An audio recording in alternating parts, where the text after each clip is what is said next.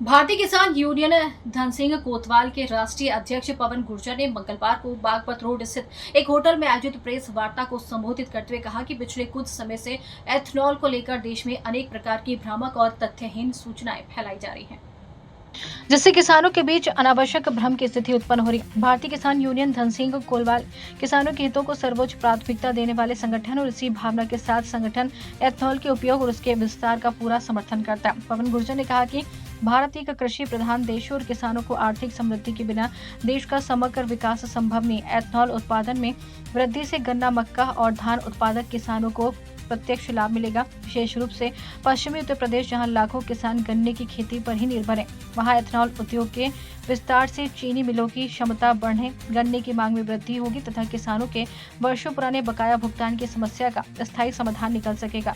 उन्होंने किसानों को समय पर भुगतान मिलेगा और भविष्य में उनकी फसलों को बेहतर मूल्य भी सुनिश्चित होगा। उन्होंने कहा कि आज देश ऊर्जा के क्षेत्र में आत्मनिर्भर बनने की दिशा में आगे बढ़ रहा है। एथनॉल केवल किसानों की आय बढ़ाने का माध्यम नहीं, बल्कि ये पर्यावरण संरक्षण, विदेशी ईंधन पर निर्भरता कम करने तथा स्वदेशी ऊर्जा संसाधनों को बढ़ावा देने की दिशा में एक महत्वपूर्ण कदम है। जैव ईंधन के रूप में एथनॉल का उपयोग करना प्रदूषण को कम करेगा और आने वाली पीढ़ी के लिए स्वच्छ और सुरक्षित पर्यावरण उपलब्ध कराने में महत्वपूर्ण भूमिका निभाएगा। उन्होंने आगामी गन्ने के मूल्य 600 रुपये बढ़ाने की मांग की। हम जल्द ही केंद्रीय सड़क मंत्री, परिवहन मंत्री नितिन गडकरी से मुलाकात कर एथनॉल के समर्थन में ज्ञापन सौंपेंगे। इस दौरान नितेश पवार, प्रदेश प्रवक्ता जितेंद्र शर्मा, अनिकेत, मोहित गुर्जर, कमेंद्र गुर्जर और दीपा आदि लोग मौजूद रहे। हम लोग देश के किसानों के हित में जो एक एथेनॉल प्रणाली शुरू की गई है, उसका हम पूर्ण रूप से समर्थन करते हैं। और जो लोग भ्रामक तथ्य फैला करके देश की जनता को गुमराह कर रहे हैं, किसानों का अहित चाहते हैं, अपनी राजनीतिक रोटियां सेक रहे हैं, अपनी सरकार बनाने के लिए जनता को गुमराह कर रहे हैं, हम ऐसे लोगों का पूर्ण रूप से विरोध करेंगे। सर, आपने दरबारी वाला काम शुरू कर दिया। आप भारतीय जनता पार्टी का प्रचार कर रहे हैं, काहे बगाए? आप अपना सवाल ठीक कीजिए। ये दरबारी क्या होता है ये बताइए। आप मैं सरकार का समर्थन नहीं करता। मैंने पूर्व में भी कहा है। मैंने अमेरिका कृषि ट्रेड डील पर खुलकर सरकार का विरोध किया है। जो छात्रों का दिल्ली प्रोटेस्ट हुआ है, उसमें मैंने खुल के समर्थन किया है। आज अगर एक सही चीज के लिए मैं समर्थन कर रहा हूँ, तो आप कुछ लोग, क्या आप लोग विपक्ष के लिए काम कर रहे हैं? क्या आप पत्रकार बंधु विपक्ष के लिए काम कर रहे हैं? क्या आप पत्रकार बंधु विपक्ष के लिए काम कर रहे हैं? बताइए। ये बताइए, आप अचानक से एथनॉल के पक्ष में आ गए। तमाम लोग, मैं अचानक से पक्ष में नहीं आया। तमाम लोगों का मेरे पास टेंडर नहीं है, ठेकेदारी नहीं है। मुझे जो ठीक लगा है, जो अच्छा लगा है, जो किसानों के हित में लगा है, मैं उसका समर्थन करता हूँ। मैं अन्य लोगों की तरह भेड़ चाल में नहीं चलने वाला कि किसी ने कोई चीज फ्लैश कर दी और मैं उसके पीछे भागने लगूं। जो मुझे ठीक लगेगा, जो मेरा विवेक काम करेगा, जो मेरे संगठन के लोगों को अच्छा लगेगा, मैं उस पर अपने विचार रखूंगा और समर्थन करूंगा। सर, आप सरकार से भी कहेंगे कि जो गन्ने का रेट 10 सालों से बढ़ के ही नहीं दे रहा, उसको बढ़ाए। आप प्रेस नोट पढ़िए। मेरे प्रेस नोट में साफ साफ लिखा है कि आने वाला 26-27 का जो कड़ाई सत्र है, उसमें उत्तर प्रदेश के गन्ना किसानों को वो जो मूल्य है, जो निर्धारित सरकार करती है, वो 600 रुपए का हो। आप पढ़िए, उसमें स्पष्ट लिखा हुआ है। उसके लिए हम विरोध करेंगे और हम पूर्ण रूप से कह रहे हैं, हम केवल और केवल इस एथेनॉल प्रणाली का समर्थन कर रहे हैं। हम किसी सरकार का समर्थन नहीं कर रहे। अगर भविष्य में कोई बात या कोई ऐसी स्थिति किसानों, नौजवानों के विरोध में पैदा होती है, तो हम खुले मन से इस सरकार का या अन्य किसी भी दल का विरोध करेंगे।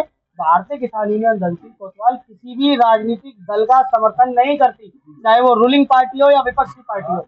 लेकिन अगर कोई किसानों के हित की बात करेगा तो समर्थन करेंगे, अहित की बात करेगा तो विरोध करेंगे। सर, इतने बड़े बताइए, आपने एथनॉल का समर्थन किया। एथनॉल तो पहले से भी 20% लगना शुरू हुआ है। इससे क्या लगता है आपको, गन्ने की खपत बढ़ जाएगी? देखिए, पहले जो शुरुआती दौर में 4-5% का मिश्रण हुआ था, और ये केवल इस सरकार का काम नहीं है, पूर्व की सरकार ने भी इस मिश्रण को शुरू किया था। क्या फैक्ट्स रहे हैं, क्या उस समय इस तरह के वाहन नहीं तैयार हो पाए, या सरकार उस प्रणाली को क्यों आगे नहीं बढ़ा पाई, इस विषय में तो पूर्व की सरकार जवाब दे सकती है। लेकिन मौजूदा सरकार ने जो एक ऊर्जा का पेट्रोल के रूप में विकल्प तैयार किया है, उसका मैं समर्थन करता हूं, क्योंकि मैंने महसूस किया है अमेरिका, इराक, ईरान के बीच में जो अभी वार शुरू हुई थी, उस समय हमने पेट्रोल के क्राइसिस को देखा है।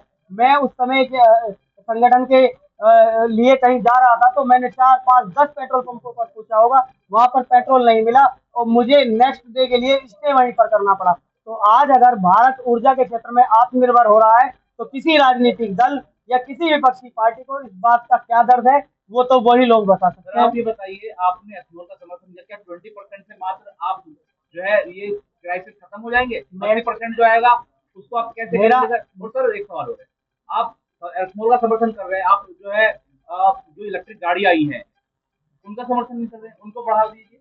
देखिए, इलेक्ट्रिक गाड़ी अच्छी चीज है, लेकिन इलेक्ट्रिक गाड़ी हर किसी के बजट की नहीं है। आप इलेक्ट्रिक गाड़ियों का जो रेट का डिफरेंस है उसको आप देखिए, और उसमें एक सीमा है, समय उसकी लिमिट है कि ये इतनी चलेगी, उसके बाद उसको फिर चार्जिंग चाहिए। और सबसे बड़ा क्या है डिफरेंट, उसके रेट का डिफरेंट है, जो बड़ी समस्या रेट की है।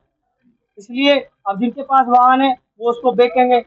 अब गाड़ी 20 लाख की खरीदी थी, सेकेंड हैंड 5 की बेचेंगे, फिर वो 30 लाख की नहीं खरीद सकता, अफोर्ड वो लोग नहीं कर सकते। देखिए तो फिर भी थोड़ी दूसरा खराब हो जाएगी। दूसरा दूसरा क्या है, हम लोग आप E20 की बात कर रहे हैं, हम सरकार से ये अपील कर रहे हैं कि आप मोटर कंपनियों से, अपने एक्सपर्टों से बात करिए, चर्चा करिए, और ऐसे उपयोगी वाहन भविष्य में बनाइए जो E50 और उससे ऊपर तक भी चलाए जा सके, ताकि सस्ते रेट में आम आदमी को पेट्रोल मिल सके और पोल्यूशन मुक्त भारत हो सके, आत्मनिर्भर हो सके।